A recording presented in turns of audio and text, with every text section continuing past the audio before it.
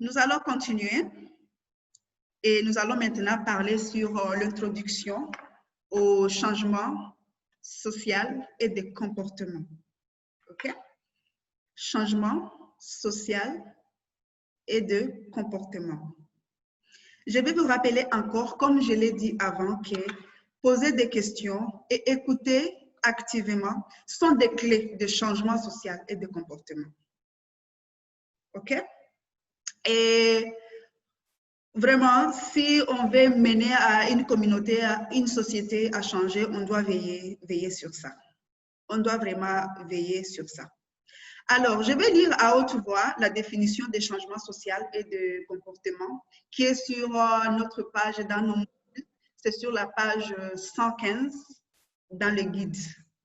Dans le guide, c'est sur la page 115 et ça nous dit « Changement social et de comportement, c'est un processus impliquant des individus, de communautés ou de sociétés qui leur permettent d'adopter et de maintenir des comportements positifs.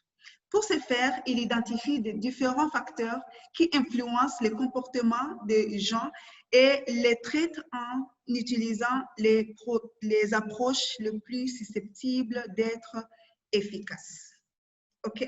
Si vous voulez, vous pouvez aussi continuer à les lire un peu lentement. Vous pouvez prendre du temps et relire, mais c'est ça les changements sociaux et de comportement. Et ces changements sociaux et de comportement examinent un comportement et considèrent le facteur qui contribue à la raison pour laquelle une personne pourrait ou non changer son comportement. Tu vois? Pourquoi? Et pourquoi pas cette personne ne veut pas changer n'importe quel comportement? Ça, c'est une question vraiment qu'on doit se poser. Et ça nous aide à examiner ça. Tu vois, c'est bien défini dans ces modules. OK? Alors, il y a eu de nombreuses années de mise en œuvre de programmes et de recherches qui ont été menés dans plusieurs pays, qui ont montré que le renforcement de connaissances ou de sensibilisation seulement à un comportement particulier ou le changement d'attitude à cet égard, sans s'attaquer à d'autres facteurs qui influencent le comportement quelconque, le comportement qu'on veut changer, n'entraîne pas toujours une modification du comportement des gens. Non, non, non. Non, non, non, ça ne va pas changer. Tu vas sensibiliser. Si tu n'as pas touché aux vraies causes, à ce qui détermine pourquoi la personne pratique ces comportements, la personne ne va pas changer. Donc, on doit être, pour mener à un individu au changement, il faut vraiment s'attaquer aux vrais problèmes. Savoir ce qui l'affecte, c'est ça. Et tu touches à ça. Et ça, maintenant, ça va amener le changement progressivement. OK? Donc, il y a plusieurs recherches qui vraiment disent non, non, non, non, c'est pas comme cela que ça doit se passer. Si on veut un résultat, on va vraiment toucher quels sont les déterminants, quels sont les facteurs qu'on doit vraiment, où on doit orienter les choses. OK? Alors, de nombreuses organisations aussi disposent des outils, des techniques et de moyens différents pour identifier les déterminants et intégrer le changement social et le comportement dans leur travail. Il y a plusieurs outils qui ont été développés. Beaucoup de choses ont été faites par rapport à ça. OK? Alors, je ne sais pas si vous voulez partager quelques expériences avec nous, mais quelles sont les approches que vous utilisez dans vos projets, par exemple?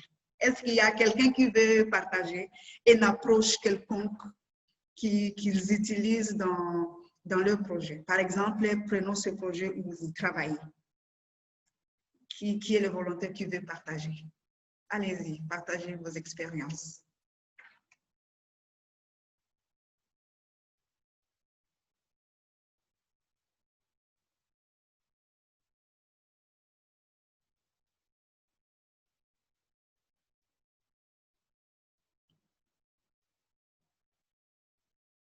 Merci beaucoup.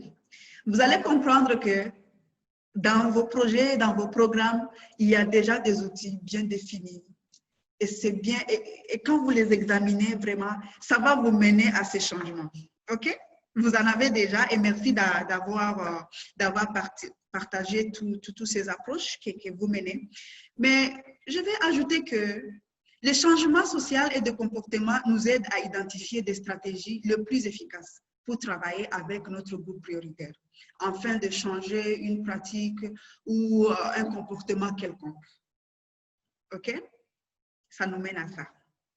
Alors, ensemble, nous irons sur la page 115, OK? Sur la page 115. Et là, ça nous parle de les groupes prioritaires et les groupes de... Ça nous parle un peu sur le groupe prioritaire, OK? Ça nous parle sur les groupes prioritaires. Et on va définir ensemble les groupes prioritaires. Au fait, les groupes prioritaires et les groupes de personnes qui sont encouragées à adopter le comportement, ainsi que les personnes qui assurent que quelqu'un d'autre, comme un enfant, pratique les nouveaux comportements. OK? C'est ça la définition du groupe prioritaire. Même un enfant pratique les nouveaux comportements. Alors, on peut s'imaginer par rapport aux exemples qu'on peut considérer.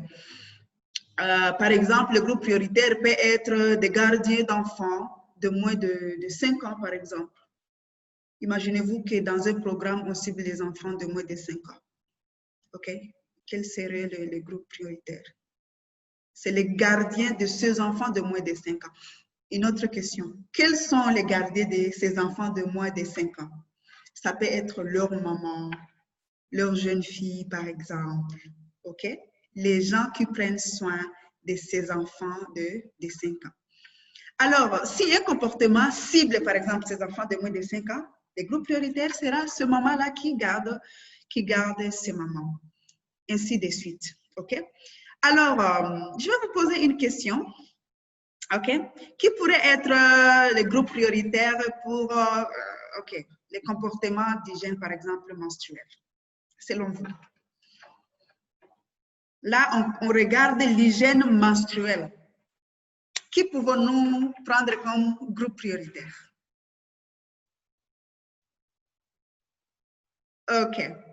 Merci beaucoup d'avoir partagé. Vous allez comprendre que ça, ce sont des filles, des femmes.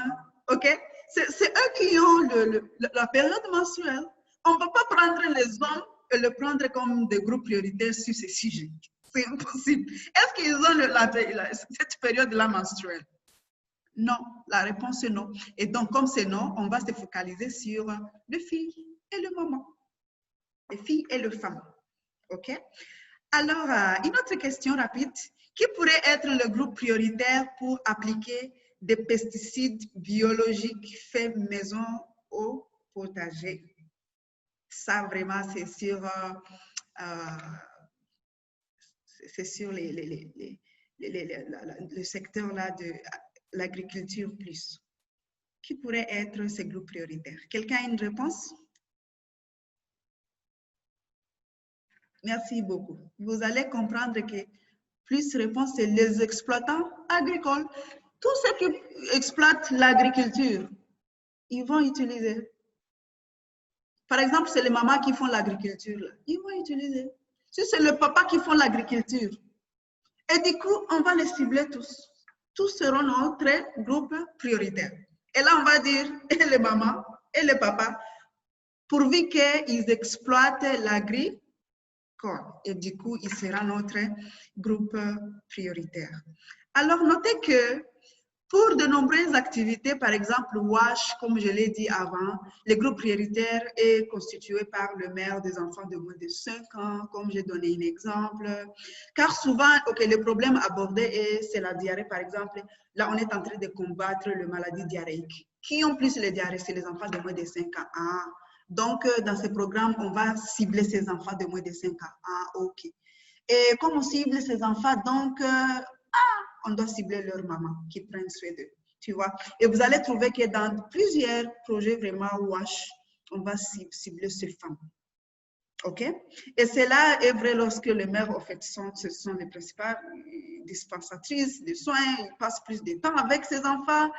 Donc c'est ça, en ciblant les enfants, que votre groupe prioritaire seront les mamans. Et parlant des activités agricoles, Les groupes prioritaires peuvent être des agriculteurs ou des exploitants agricoles du ménage, selon le problème qui est abordé. Okay, par exemple, accès au marché, aux diversités alimentaires par la production, je dirais maraîchère, ainsi de suite. Dans tous ces secteurs, il y a un groupe prioritaire spécifique. Et on doit suivre le contexte, c'est dans quel secteur, où, tu vois, on doit se rassurer de tous ces contextes. Parce que dans les contextes, par exemple, on peut cibler, OK, par exemple, je me retrouve au Congo, je vais dire, les mamans, ils vont être plus groupe prioritaire dans le WASH, ils sont plus avec les enfants. Est-ce que dans d'autres pays où vraiment, même le papa fait ces activités-là aisément, par exemple, je pars aux États-Unis, OK? Peut-être qu'on doit les cibler les deux, OK? On doit les cibler, par exemple, les deux. Mais l'important, il faut se poser des questions. Est-ce que cet groupe, il pratique cette activité? Il est actif dans cette activité? Et pourquoi on l'appelle groupe prioritaire? OK? Ça, c'est très important. Alors, rapidement, vous allez repenser à l'activité de brise-glace que nous avons eue. Je pense que vous vous rappelez de ça. Et vous allez réfléchir aux questions suivantes. OK? Vous allez réfléchir sur les questions. Je pense que vous vous rappelez de ce que nous avons fait. Alors, vous allez former un groupe de 2, s'il vous plaît. Après avoir formé le groupe de 2, et vous allez répondre à ces 2 questions. Première question, qu'est-ce qu'un comportement qui l'encourage? OK? Et deuxième question, qui est le groupe prioritaire pour ces comportements? OK? On va former deux personnes. Vous allez vous rappeler de ce que nous avons fait. Chacun, il avait déjà son comportement qu'il a dit, OK? Donc, et puis vous allez identifier les groupes prioritaires de ce comportement-là. Et après, vous allez répondre à ces deux questions. Allons-y, on y va, on joue à ces jeux rapidement.